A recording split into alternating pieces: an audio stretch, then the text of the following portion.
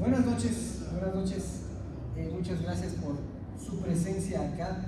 Vamos a hablar de la ingeniería e inteligencia artificial aplicada a la minería y a la maquinaria. Okay.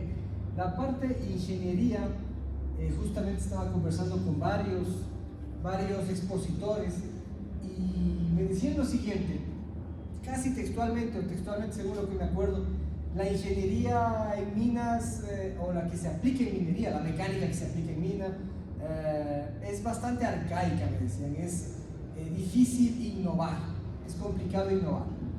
Y yo justamente le decía que existen herramientas que nos permiten hacer ese tipo de innovación, y estas herramientas son las que les voy a presentar ahora, varias de este tipo de herramientas que permiten precisamente hacer innovación y mejorar cómo se comportan las máquinas en la minería, los procesos en la minería y en general todo lo que es la parte minera para mejorar el tema de resultados. ¿Ok?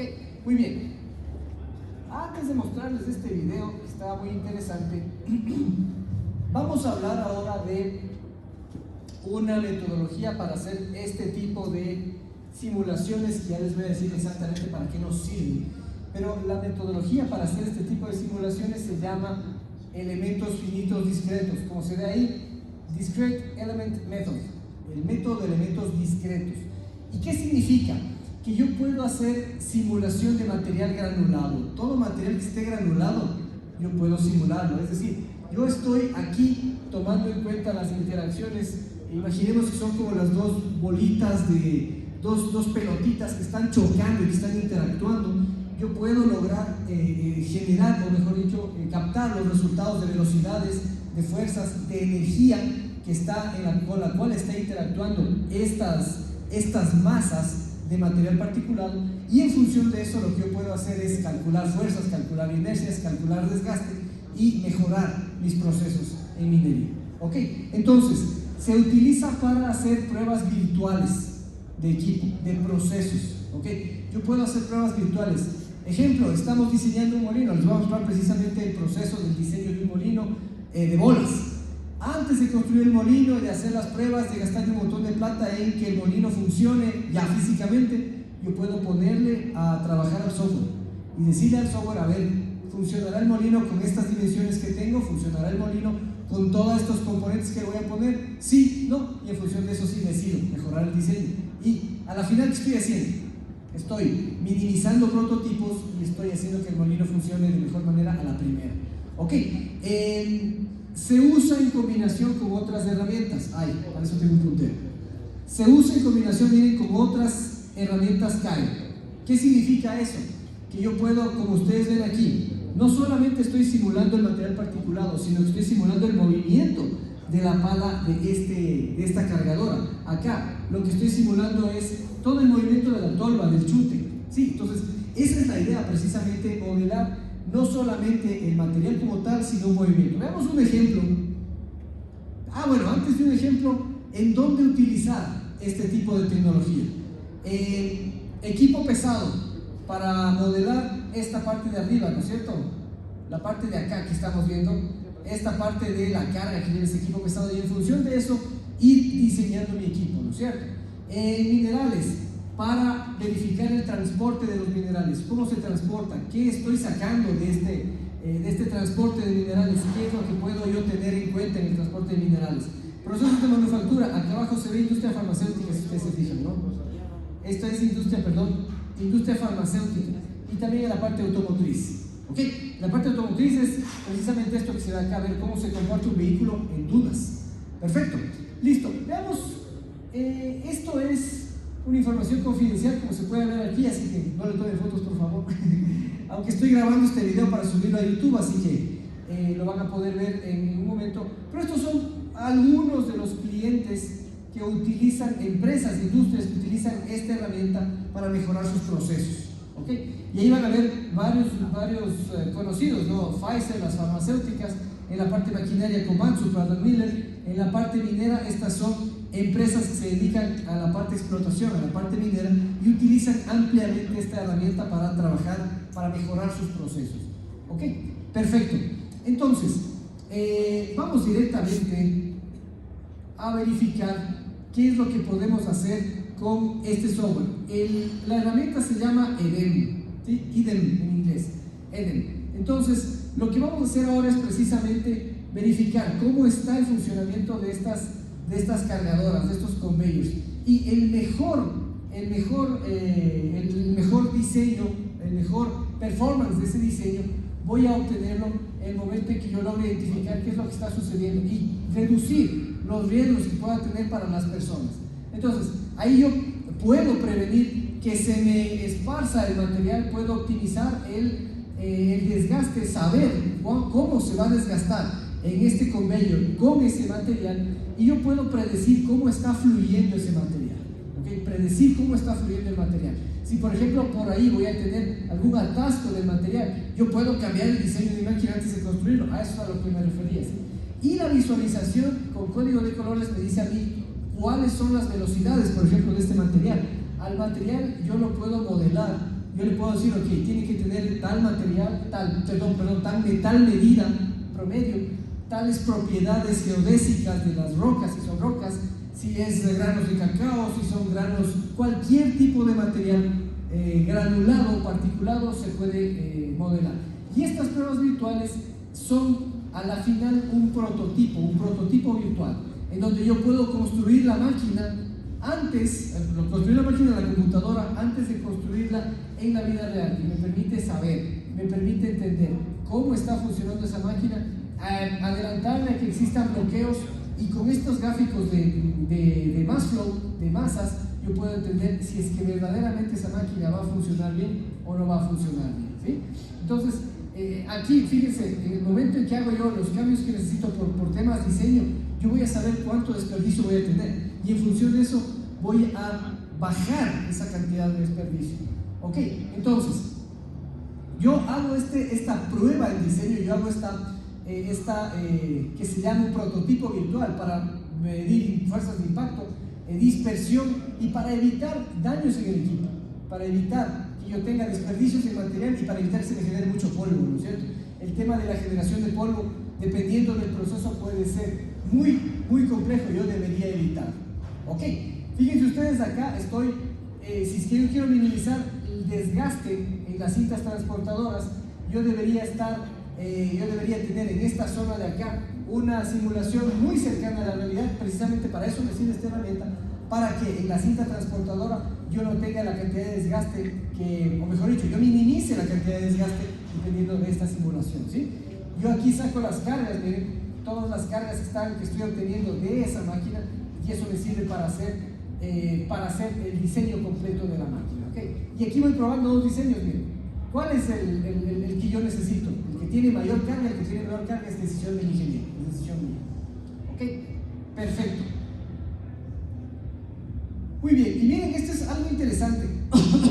Las áreas donde hay impacto y donde hay desgaste abrasivo, el programa ya me predice en qué áreas hay un desgaste abrasivo de mi máquina. Entonces, yo puedo saber en qué zonas puede haber un desgaste abrasivo, mucho desgaste. En función de ese desgaste, ya poner más material, por ejemplo, o cambiar el sentido del flujo del material. Puedo hacer cualquier cosa antes de que el diseño esté construido, y ahí es donde radica la importancia de este programa, de este software. Ok, ahora, este es algo bien interesante. Este mismo es el que sigue. Perfecto. Esta es la simulación de un crusher, ¿no es cierto? De un molino, de un crusher de mandíbulas. Y aquí fíjense, lo que sucede es que precisamente esta máquina está muy aversa al desgaste, Considerando el diseño con esa excentricidad, pues yo lo que quiero saber es qué es lo que está pasando. El momento en que pruebo material de hierro, el momento en que pruebo otros tipos de materiales o material más granulado, ¿qué es lo que pasa con esa máquina? ¿Tiene más eficiencia? ¿Tiene menos eficiencia? ¿Qué tamaño promedio de rocas es la que yo debo ingresar para que esta eficiencia de esta máquina tenga? Y fíjense, ahí lo que me va simulando es la degradación de la roca en función del efecto de golpeo de la máquina, ¿no es cierto? Me va simulando la degradación de la roca, antes de la roca y después de la roca. ¿Qué es lo que significa esto? Yo puedo ir viendo cómo están los tamaños promedio de las partículas, en este caso de las rocas, en función del golpeado, antes del golpeo y después del golpeo, ¿sí? Y esto es algo interesante también. Acá yo puedo ir escogiendo cuál escojo, el que tiene la mayor cantidad de diámetro promedio o la menor, que es lo que yo quiero. Quiero sacar el material más particulado, más fino posible con este crusher. Entonces, ahí yo lo que hago es todo un estudio para, con un sensor interno de la máquina, ir midiendo las medias del flujo másico que voy saliendo. En función de la media, ahí yo voy, yo puedo ir escogiendo cuál es el diseño de máquina que es el que necesito, ¿okay? Aquí yo lo que estoy viendo es desgaste, ¿sí? Lo que estoy viendo es desgaste. ¿En dónde va a presentarse, generarse desgaste? Yo puedo, como dije, tomar decisiones desde el punto de vista del diseño antes de construir esa máquina, ¿ok? Este creo que es el ejemplo de un molino. Este es bien interesante. Fíjense que se hace una simulación de un molino a escala total. Se puede obviamente hacer simplificaciones del molino únicamente en secciones transversales, pero obviamente es mucho mejor ver cómo trabaja el molino en su escala completa. Entonces podemos meternos dentro del molino y verificar cómo está cayendo en la cascada del material por dentro del molino.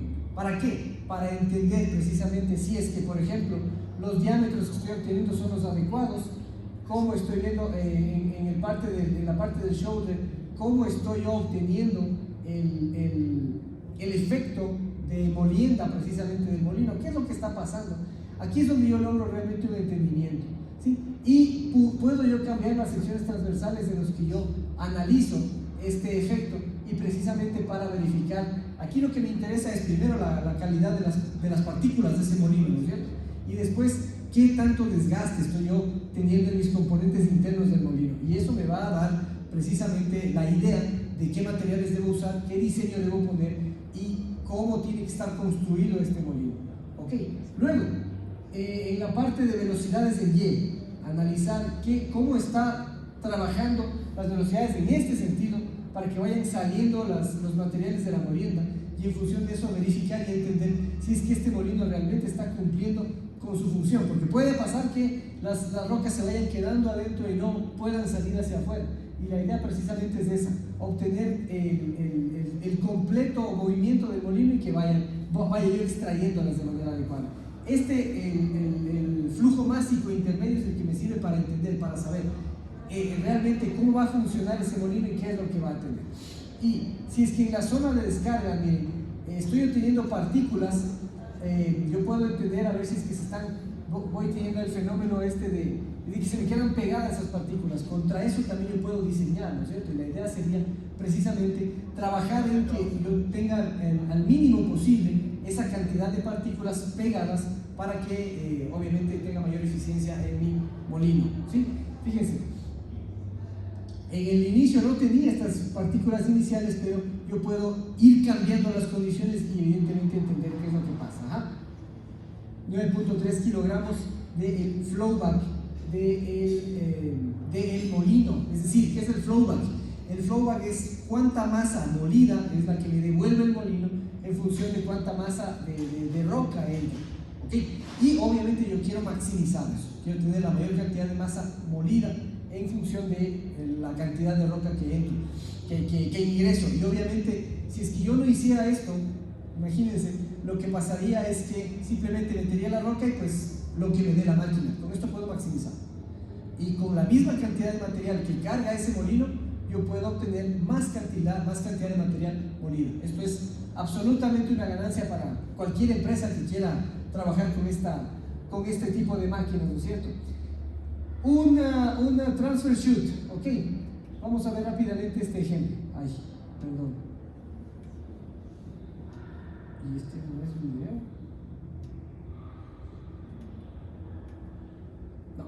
No hay problema. Este es un ejemplo ya si es que quiero diseñar desde la parte mecánica. Fíjense, yo quiero diseñar esto, un volquete, ¿no es cierto? Quiero diseñar el volquete, pero quiero entender cuál debería ser, por ejemplo, el espesor del refuerzo de todo el material para que yo tenga un desgaste mínimo, o saber, por lo menos entender cuánto desgaste voy a tener. Entonces, aquí está el proceso. Lo primero que hacemos es modelar, hacer un dibujito de cuál sería nuestro volquete, ¿no es cierto? Y vamos a ir teniendo varios escenarios del material que pueda tener este volquete. Entonces, fíjense, no va a ser lo mismo que yo tenga un mineral, por ejemplo, de grava en el volquete y que produzca un frenado. Fíjense el comportamiento de la grava, como arcilla. Va a ser diferente el comportamiento de la arcilla, el coeficiente de fricción, como el comportamiento de otro tipo de minerales, como se ven acá, va a ser totalmente diferente el comportamiento. Ese comportamiento es el que yo debo poder capturar para entender el peor escenario, y en función de eso van ustedes a ver lo que va a pasar.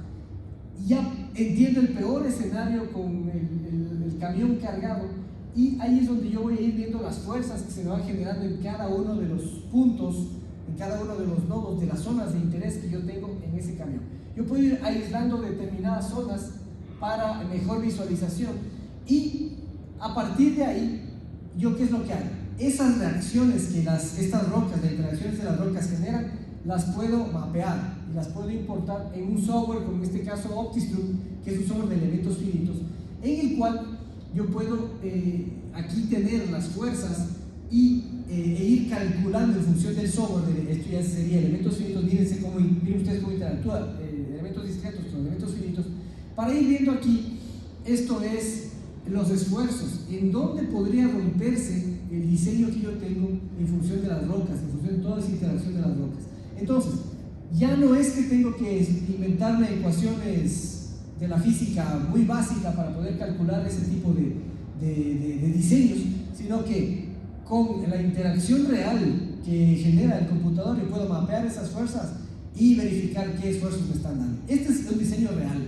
O sea, para cualquier tipo de proyecto, para cualquier tipo de construcción de algo similar, o de lo que a ustedes se les ocurra que tenga que ver con material particulado, definitivamente este procedimiento sería el mejor, el más adecuado.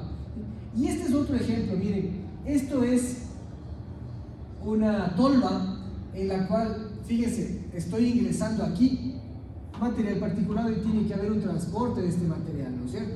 Aquí está toda la física del material particulado, supongamos que eso es, por decir un ejemplo, tierra nada más o arena. La arena va a entrar acá, pero va a ejercer un efecto esa arena sobre la estructura, ¿sí? Y yo quiero diseñar esta estructura, yo quiero saber si es que la que está ahorita diseñada soporta, si es que por aquí me va a dar algún efecto y se puede romper. Entonces, el primer paso sería simular el material particulado en EDEM. Luego aquí lo que estoy pasando es todas esas fuerzas, esas interacciones, esos choques internos que están pasando al software. Después de eso acá,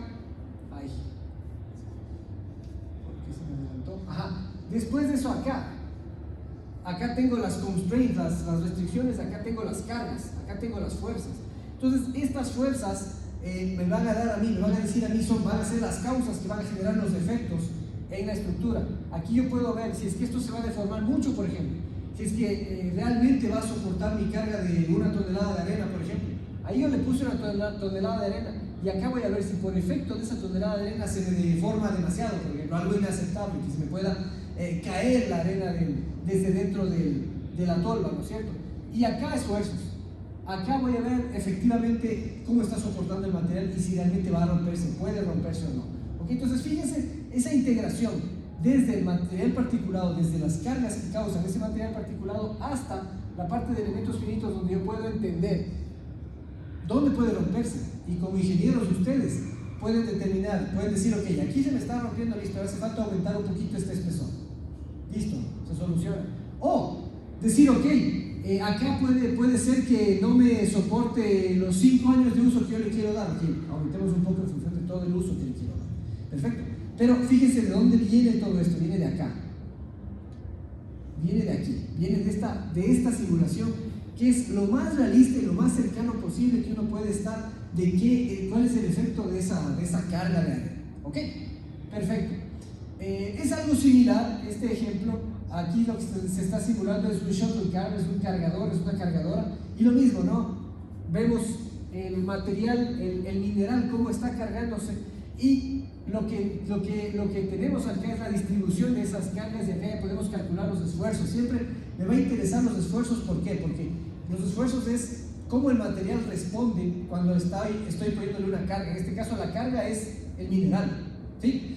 El esfuerzo es cómo ese material responde, y se va a romper por acá, se puede romper por acá, o no se va a romper definitivamente.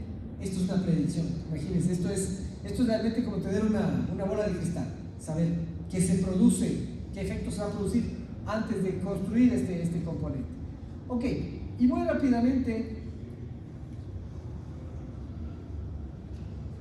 efectos con fluidos, ¿no? Por ejemplo, cuando yo quiero trabajar, cuando estamos hablando con viento o con agua que trae partículas, cuando yo quiero trabajar esa parte interior, interna, con la parte de fluidos, yo puedo trabajar acoplando el método de elementos discretos de Eden con CFD, en este caso con Accuson. Y miren, aquí en esta bomba de agua, lo que está bombeando son partículas.